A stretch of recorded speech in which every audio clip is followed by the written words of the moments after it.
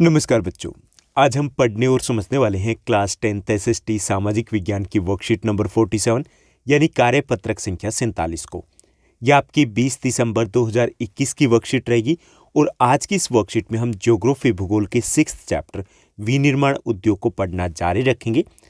इस चैप्टर में हम पढ़ रहे हैं विनिर्माण उद्योग के बारे में। अब तक हम पढ़ चुके हैं कि विनिर्माण उद्योग क्या होते हैं, उनकी इम्पोर्टेंस क्या है, विनिर्माण उद्योग कौन से स्थान पर लगते हैं, इनकी कौन से कारक है जो इनकी लोकेशन को अफेक्ट करते हैं, अवस्थिति को प्रभावित करते हैं, विनिर्माण उद्योगों का वर्गीकरण और कुछ प्रमुख विनिर्माण उद्योगों के बारे में पढ़ा, जैसे लोहा इस्पात उद्योग हो गया, सूती वस्त्र उद्योग हो गया। आज हम बात करेंगे विनिर्माण उद्योग में दो और प्रमुख उद्योगों की। वो है पटसन उद्योग और दूसरा है हमारा चीनी उद्योग। सबसे पहले हमें पता होना चाहिए कि विनिर्माण उद्योग होते क्या हैं। तो विनिर्माण जो शब्द है वो दो शब्दों से मिलकर बना है, वी जमा में निर्माण। वी का अर्थ होता है पुनः या फिर दोबारा, ओके, और निर्माण का अर्थ हो गया बनाना। यानी कि विनिर्माण उद्योग में कच्चे माल से नई वस्तु तैयार की जाती है। ओके, कच्चा माल है, उससे नई वस्तु तैयार की जाएगी और जब नई वस्तु तैयार की जाएगी तो उसमें दो बदलाव आएंगे। एक तो वस्तु ज़्यादा कीमती हो जाएगी, दूसरा उसकी उपयोगिता बढ़ जाएगी। क्लियर? जैसे एग्जाम्पल हम ले सकते हैं गन्ने से चीनी बनाना। अब गन्ना क्या कच्चा माल है, उससे नई वस्तु क्या बनी, चीनी बन गई। अब चीनी बनी तो उसकी कीमत बढ़ गई। ओके, वो ज़्यादा कीमती वस्तु होगी। जैसे गन्ना है 4-5 रुपए का 1 kg मिल जाएगा, चीनी 40 से 45 रुपए पर kg हमें मिलेगी। ठीक, और उसकी उपयोगिता बढ़ गई। जैसे गन्ने का उपयोग क्या कर सकते हैं, उसका रस निकाला जा सकता है, जूस निकाला जा सकता है, गन्ने को वैसे चूसा जा सकता है। और क्या उपयोग है, क्या उससे चाय बनाई जा सकती है, क्या उससे जलेबी बनाई जा सकती है, क्या उससे हलवा बनाया जा सकता है, नहीं बन सकता ना, चीनी से हो सकता है। यानी कि चीनी है वो ज़्यादा उपयोगी है, उससे हम कुछ भी बना सकते हैं। क्लियर? इसी तरीके से कपास से कपड़ा बनाना, ये भी विनिर्माण है। कपास कच्चा माल है और उससे कपड़ा बन गया तो वो क्या है, तैयार माल हो गया। अब उसकी कीमत भी बढ़ गई और दूसरा उससे ज़्यादा उपयोग हो गया। जैसे कपास की जो कीमत है वो लगभग अभी की बात करें, एट प्रेजेंट की है, तो 70 रुपीज़ पर kg के आसपास पहुंच गई है। ओके, उसमें अप डाउन होता रहता है। 2 या 3 महीने पहले 50-55 रुपये पर kg थी। ओके, तो उसकी कीमत क्या है, लगभग 70 रुपीज़ पर kg हम लगा लेते हैं। लेकिन जो कपड़ा बनेगा, जैसे आप 100-150 ग्राम की शर्ट लेकर के आते हो, वो शर्ट 500 रुपीज़ से लेकर के 5000, 15,000, 20,000 रुपीज़ की हो सकती है। कितनी? 100 से 150 ग्राम की शर्ट। अब देखो कपड़ा बनने के बाद कितनी कीमत बढ़ गई उसकी, उपयोगी भी ज़्यादा हो गया। अब कपास का, रुई का कितना उपयोग हो सकता है, बहुत ज़्यादा उपयोग नहीं हो सकता, लेकिन कपड़े का हम कई तरीके से उपयोग कर सकते हैं। तो ये बदलाव आते हैं जब हम विनिर्माण करते हैं किसी वस्तु का, और इस प्रक्रिया को क्या कहेंगे, विनिर्माण करना। और जहाँ पर ये विनिर्माण किया जाता है उसको कहेंगे विनिर्माण उद्योग। ठीक, अब जो विनिर्माण उद्योग है उसका हमने क्लासिफिकेशन किया था, वर्गीकरण किया था।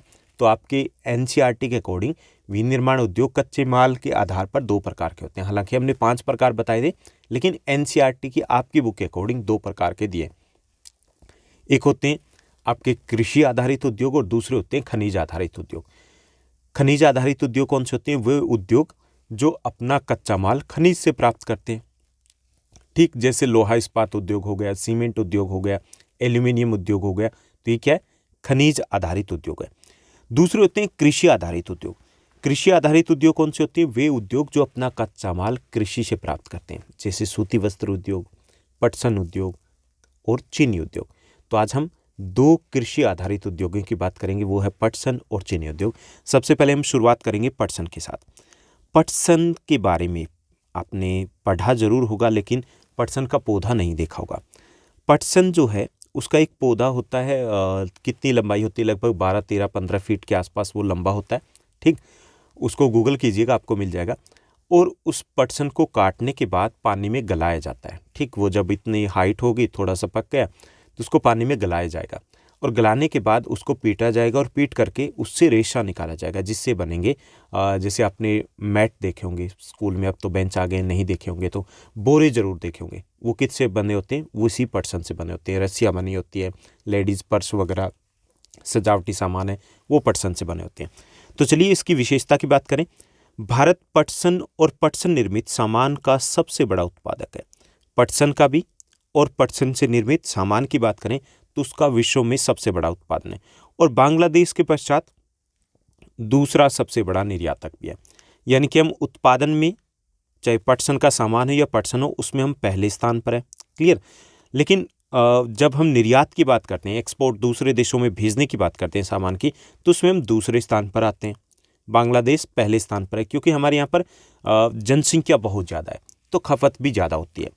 अगर हम आधुनिक पटसन उद्योग की बात करें, तो इसका कारखाना, आधुनिक कारखाना 1859 में कोलकाता के नज़दीक रिश्रा में लगा था। पटसन उद्योग का पहला जो आधुनिक कारखाना था।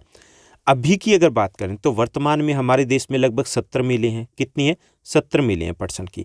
और उनमें से अधिकांश जो मिलें हैं, जो कारखाने हैं पटसन के, वो हुगली नदी के किनारे हैं, यानी कि हुगली नदी के तट हैं, उसके दोनों ओर हैं। लगभग 98 किलोमीटर लंबी एक पट्टी है, तो उसी में ये पाए जाते हैं। अब यहाँ से जो इस टॉपिक में से सबसे इम्पोर्टेंट जो क्वेश्चन बनेगा वो यही बनेगा। जैसे 5 मार्क्स में आपके एग्जाम में पूछा जा सकता है कि भारत में अधिकांश जो पटसन मिले हैं, जूट की मिले हैं, वो हुगली नदी के आसपास है। कारण बताइए। ओके, तो इसके कई सारे कारण हैं कि यहाँ पर ये उद्योग क्यों लगा। पहला तो ये कि यहाँ पर कच्चा माल उपलब्ध है। ओके, पटसन का उत्पादन पश्चिम बंगाल में किया जाता है, मुख्य तौर पे पश्चिम बंगाल हो गया, थोड़ा बहुत उड़ीसा में होता है, थोड़ा बहुत मेघालय या असम में होता है, लेकिन मुख्य तौर पे पश्चिम बंगाल में होता है। तो कच्चा माल यहाँ पर उपलब्ध है, इसलिए अधिकांश उद्योग है वो यहीं पे लगे हुए हैं। दूसरा, सस्ता परिवहन। किस उद्योग के लिए ये जो इलाका है, ये इलाका पूरे देश से रेल मार्ग से जुड़ा हुआ है। ये इलाका, यहाँ पे जल परिवहन की सुविधा भी उपलब्ध है, क्योंकि ये जो हुगली नदी का इलाका है, तो यहाँ पे नावें भी चलाई जा सकती हैं। तो सस्ते परिवहन के साधन उपलब्ध है, इसलिए भी ये उद्योग यहाँ पर ज़्यादा विकसित हुआ है। तीसरा, सस्ते श्रमिक। ये एक श्रम गहन उद्योग है। श्रम गहन मतलब इसमें ज़्यादा श्रमिकों की आवश्यकता होती है। काटना, गलाना, उससे रेशे निकालना, बहुत ज़्यादा श्रमिकों की आवश्यकता होती है। और इस इलाके में घनी जनसंख्या होने के कारण श्रमिक भी आसानी से और सस्ते में उपलब्ध है, इसलिए भी ये उद्योग यहाँ सेटअप हुआ है। इसके साथ साथ जल की अधिकता। ये जो उद्योग है, इसमें पानी की बहुत अधिक आवश्यकता होती है, जल की बहुत आवश्यकता होती है, क्योंकि उनको गलाना होता है। ओके, तभी तो रेशा निकलेगा ना। तो हुगली नदी है वो सुविधा भी प्रदान करती है, क्योंकि यहाँ हुगली नदी का पानी उपलब्ध है, तो इस सुविधा के कारण भी ये उद्योग यहीं पर केंद्रित हुआ है। इसके साथ साथ कोलकाता एक बड़े बाजार की सुविधा भी देता है। कोलकाता या आसपास का इलाका है, तो बाजार भी निकट में उपलब्ध है, जहाँ पर सामान है वो बेचा जा सकता है। साथ साथ यहाँ पर कोलकाता से बैंकिंग की, बीमा की या पतन की, बंदरगाह की सुविधा भी उपलब्ध है। इसके कारण भी ये उद्योग यहाँ पर विकसित हुआ है। और भी इसमें लिख सकते हो, छठा पॉइंट आप अलग से कर सकते हो, जैसे प्रारंभिक संवेग। प्रारंभिक संवेग क्या होता है? शुरुआत होना।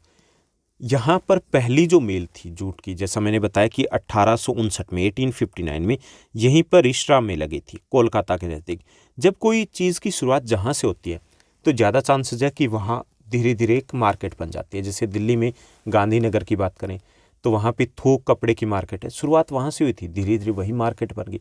तो ऐसे ही जहाँ शुरुआत होती है वहाँ पर मार्केट ज़्यादा जल्दी से डेवलप होती है। तो यहाँ भी ऐसा ही एक कारण है। तो ये कुछ कारण है जिसके कारण ये उद्योग है हुगली नदी और इसके आसपास ही केंद्रित हुआ है। अभी इस उद्योग की अगर समस्याओं की बात करें, तो कई सारी समस्याओं का सामना करा ये उद्योग। कृत्रिम वस्त्रों की बढ़ती मांग के कारण पटसन उद्योग को चुनौतियों का सामना करना पड़ रहा है। उसमें सबसे बड़ी जो चैलेंज है, चुनौती है, वो ये कि मार्केट में आर्टिफिशियल जो सामान है वो अवेलेबल है। जैसे पर्स की बात करें, जूट के कौन खरीदता है? आर्टिफिशियल है, और वो सस्ते भी होते हैं। ओके, तो ये एक बड़ा चैलेंज है। दूसरा चैलेंज है कि हमारा जो पटसन है उसको कंपटीशन का सामना करना पड़ रहा है बांग्लादेश के सामान के साथ, तो ये भी एक चैलेंज है। हालांकि अच्छी चीज़ ये है, अच्छी चीज़ क्या है कि पिछले कुछ वर्षों से लोगों में पर्यावरण को लेकर के जागरूकता बढ़ी है। इको फ्रेंडली प्रोडक्ट है वो यूज़ करना उन्होंने शुरू कर दिया। इससे दोबारा से पटसन के जो उत्पाद है उनकी डिमांड बढ़ गई है। इसके साथ साथ पटसन पर सरकार की राष्ट्रीय नीति ने भी किसानों को उचित मूल्य सुनिश्चित किया है। इससे भी पटसन उद्योग है दोबारा से पटरी पर आता दिखाई दे रहा है। ओके, तो ये दो अच्छी चीज़ें हैं। एक तो ये इको फ्रेंडली मूवमेंट चल रहा है, तो लोगों का जागरूकता और लोगों का झुकाव भी बढ़ा है पटसन के सामानों की तरफ। और दूसरा ये कि सरकार ने अब पटसन के मूल्य को सुनिश्चित कर दिया, तो इससे किसान ज़्यादा से ज़्यादा पटसन की तरफ ध्यान दे रहे हैं, उसको बोते हैं, उसका उत्पादन भी बढ़ा है। तो ये था पटसन उद्योग। और इसमें से एक क्वेश्चन आपका 5 मार्क्स का बन सकता है, वो है आपका कि पटसन उद्योग है वो हुगली नदी के आसपास क्यों है। ओके, उसके बाद हम बात करेंगे चीनी उद्योग की। चीनी उद्योग भी कृषि आधारित उद्योग है, और कृषि आधारित उद्योग कौन से होते हैं? वो उद्योग जो अपना कच्चा माल कृषि से लेते हैं। ठीक, चीनी उद्योग की बात करें तो भारत चीनी के उत्पादन में विश्व में दूसरे स्थान पर है। ठीक, लेकिन अगर गुड़ खांडसारी को शामिल कर लिया जाए तो इसका स्थान प्रथम हो जाएगा। यानी कि हम दूसरे स्थान पे आते हैं, लेकिन गुड़ खांडसारी इसको भी हम चीनी मान लें तो क्या हो जाएगा? हमारा स्थान पहला हो जाएगा। चीनी मिल जो ज़्यादातर हमारी अधिकांश जो चीनी मिलें हैं वो उत्तर प्रदेश, बिहार, महाराष्ट्र, कर्नाटका, तमिलनाडु, आंध्र प्रदेश, गुजरात, पंजाब, हरियाणा, मध्य प्रदेश राज्यों में फैली हैं। भाई ज़्यादा ही हो गए शायद। कौन कौन से राज्य? मुख्य तौर पे आप याद रखो कि यूपी बिहार में मुख्य मिले, और दक्षिण भारत की तरफ जाएं तो महाराष्ट्र, आंध्र प्रदेश और तेलंगाना में। यानी कि ये 5 राज्य जहाँ पर मुख्य तौर पर हमारी मिले। आधे से ज़्यादा मिले तो इन 2 राज्यों में, यूपी और बिहार में। ठीक, पिछले कुछ वर्षों में जो चीनी उद्योग है उसमें एक ट्रेंड आया कि ये दक्षिण और पश्चिमी राज्यों में, जैसे महाराष्ट्र में हो गया, आंध्र प्रदेश, तेलंगाना हो गया, वहाँ पर इनकी संख्या बढ़ रही है। यानी कि ये उत्तर से दक्षिण भारत की तरफ जा रही है ये उद्योग। तो इसके कारण क्या है? यह आपका 3 मार्क्स का क्वेश्चन बन सकता है, 3 मार्कर क्वेश्चन पूछा जा सकता है कि जो चीनी उद्योग है वो उत्तर भारत से दक्षिण भारत की तरफ स्थानांतरित हो रहा है। कारण बताइए। तो कई सारे कारण हैं। पहला कारण ये कि वहाँ पर गन्ने में सुक्रोज की मात्रा ज़्यादा होती है। सुक्रोज सीधी भाषा में समझ लीजिए रस की मात्रा, क्योंकि वहाँ की जलवायु ज़्यादा अनुकूल है, इसलिए वहाँ का गन्ना ज़्यादा मोटा होता है और उसमें रस की मात्रा ज़्यादा होती है। और रस की मात्रा ज़्यादा होने का सीधा सा मतलब है चीनी का उत्पादन ज़्यादा होगा। तो इसके कारण वहाँ पे ज़्यादा प्रॉफिटेबल है, तो इसलिए वो दक्षिण भारत की तरफ जा रहा है। दूसरा ये कि वहाँ की जलवायु ठंडी है। ठंडी जलवायु होने से क्या फ़र्क पड़ता है कि वहाँ पर पिड़ाई का जो समय है वो 8 से 9 महीने चल जाता है। ठीक, यानी कि 8-9 महीने तक वो कटाई की जा सकती है। तो इससे भी फ़ायदा मिलता है। वहाँ पर चीनी मिलें हैं उनको 8 से 9 महीने चलने का मौका मिलता है। अपने यहाँ पे क्या होता है, उत्तर भारत में 4-5 महीने ही चलता है ये मौसम, और बाकी महीने चीनी मिलें बंद। चीनी मिलों को घाटा होता है क्योंकि मजदूर तो बैठे हुए, तो भी उनको सैलरी देनी होती है। ओके, तो वहाँ पर जलवायु ठंडी होने के कारण पिड़ाई का समय थोड़ा ज़्यादा होता है, इसलिए भी चीनी मिलें साउथ इंडिया की तरफ जा रही है क्योंकि वहाँ प्रॉफिट ज़्यादा है। तीसरा कारण, वहाँ पर सहकारी चीनी मिलें हैं, सहकारी समितियाँ। यानी चीनी मिलें जो है वो सरकार के अधीन में नहीं है, बल्कि जो गन्ना उत्पादक किसान है, जो श्रमिक है, वो मिल करके उन चीनी मिलों को चलाते हैं। इसलिए भी वो चीनी मिलें ज़्यादा फायदे में, जबकि उत्तर भारत की चीनी मिलें क्या है, सहकारी नहीं है बल्कि सरकारी है, गवर्नमेंट पब्लिक सेक्टर में आती है, तो घाटे में रहती है। तो यहाँ की बजाय वहाँ पर प्रोत्साहन ज़्यादा मिल रहा है, किसानों को लाभ भी ज़्यादा हो रहा है। ओके, ये भी कारण है। इसके अलावा एक और कारण भी लिख सकते हो, पतन की सुविधा की। दक्षिण भारत में पतन, बंदरगाह, पोर्ट की सुविधा उपलब्ध है। चीनी का आयात करना हो, निर्यात करना हो, मशीनों का आयात निर्यात करना हो, तो वो सारी सुविधाएं मिल जाती है। इसलिए ये उद्योग कहाँ जा रहा है? दक्षिण भारत की तरफ जा रहा है। अब यहाँ पर बात करते हैं इस उद्योग की समस्याओं की। इस उद्योग की समस्याएं, पहली समस्या कि एक मौसमी उद्योग है, अल्पकालिक उत्पादन होता है। यानी कि इसमें जो चीनी मिलें होती है, उत्तर भारत में 4-5 महीने, ओके, दक्षिण भारत में 8-9 महीने ही उत्पादन होता, बाकी महीने क्या है, चीनी मिलें बंद रहेगी क्योंकि गन्ने की सप्लाई नहीं होती। क्लियर? तो ये एक बड़ी समस्या है कि मौसमी उद्योग है, और मौसमी उद्योग है। इस समस्या का हल यही हो सकता है कि कोई और उसी सेटअप में किसी और उद्योग का विकास किया जाए ताकि मजदूर एडजस्ट किए जा सके। ओके, तभी ये उद्योग कामयाब हो सकता है। दूसरा, इसमें हमारे देश में पुरानी और असक्षम तकनीक है। ज़्यादातर जो चीनी मिलें हैं उसमें पुरानी तकनीक का उपयोग करें, और इसमें भाई खर्चा रुपया हो जाता है, आमदनी अठन्नी हो जाती है। यानी पुरानी तकनीक होने के कारण लाभ कम हो जाता है हमारा। इसके साथ साथ परिवहन की अक्षमता। परिवहन की अक्षमता कैसे? कि यहाँ पर परिवहन है वो एक महत्वपूर्ण भूमिका निभाता है चीनी उद्योग में, क्योंकि जो कच्चा माल है वो न केवल पहुंचाना होता है मिलों तक, बल्कि जल्दी पहुंचाना होता है, क्योंकि 24 घंटे के अंदर अंदर अगर ना पहुंचाया जाए तो 24 घंटे के बाद गन्ने का रस सूखने लगता है और चीनी का उत्पादन और कम हो जाएगा। तो ये परिवहन की भी एक बड़ी समस्या बनी हुई है कि इतना परिवहन का जाल हमारे देश में बिछा हुआ नहीं है कि तुरंत वो रेगुलर सप्लाई होती रहे। तो ये कुछ समस्याएं हैं। ठीक, तो ये थी हमारी आज की वर्कशीट, उसका कंटेंट, जिसमें हमने 2 उद्योगों के बारे में पढ़ा। पहला पटसन उद्योग, जिसमें से एक 5 मार्क्स का क्वेश्चन आपके एग्जाम में आ सकता है।